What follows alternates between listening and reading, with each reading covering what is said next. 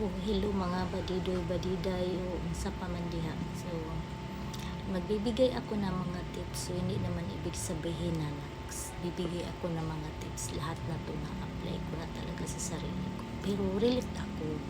Yung, kumbaga, mas marami akong naano sa sarili ko sa mga nasasabi ko din. Kasi nangyari na sa akin. So, ngayon, yung atin na namang topic ay paano ba natin tanggapin ang panghusga mula sa ibang tao. So, yan naman yung topic natin. So, ang pagtatanggap ng paghuhusga mula sa ibang tao ay mahirap. So, lalo na kung ito ay masakit o hindi patas. Gayunpaman, may mga paraan upang harapin ito ng may dignidad at kapayapaan. So, narito yung mga ilang hakbang. So, una, tanggapin na hindi mo makukontrol ang lahat ng tao.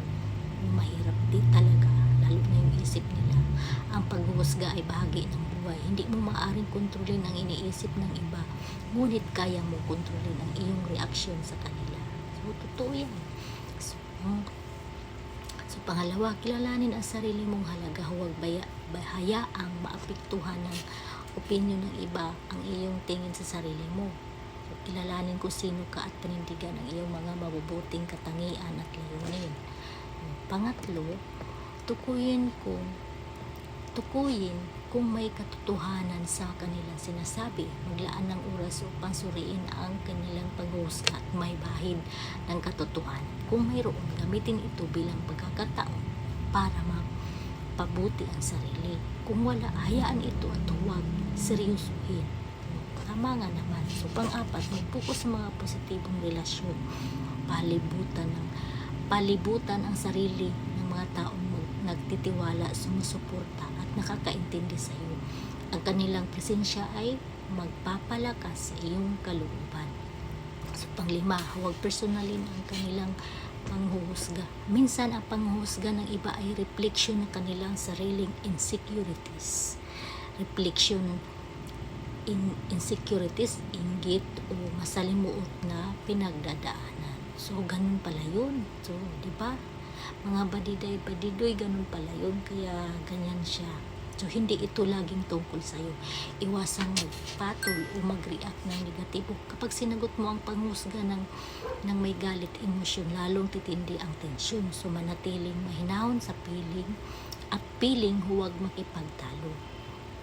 Pangpito, ituon ang pansin sa iyong mga layunin. Sa halip na maapektuhan ng mga negatibong opinyon, ituon sa enerhiya sa iyong mga layunin at pangarap. Patunayan ang iyong kakayahan sa pamagitan ng iyong mga tagumpay. O pangwalo, magtakda ng mga hangganan. Kung ang panghuhusga ay paulit-ulit o nanggagaling sa mga taong toxic na nagtaka ng limitasyon, hindi mo kailangang ipatuloy na makipag-away pa sa kanila. So, ayan yun. So yan na yun.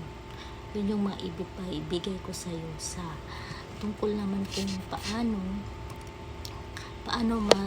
natin tanggapin kung hinusgahan tayo ng ibang tao.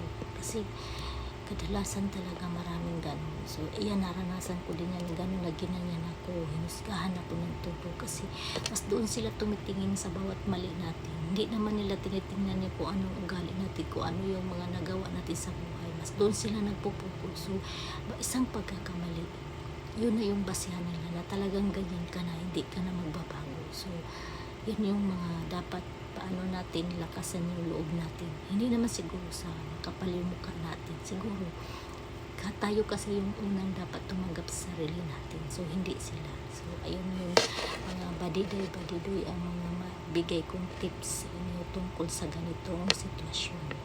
So, sana nagustuhan nyo yung mga na-share ko sa inyo. Please subscribe my YouTube channel. This is Jonah.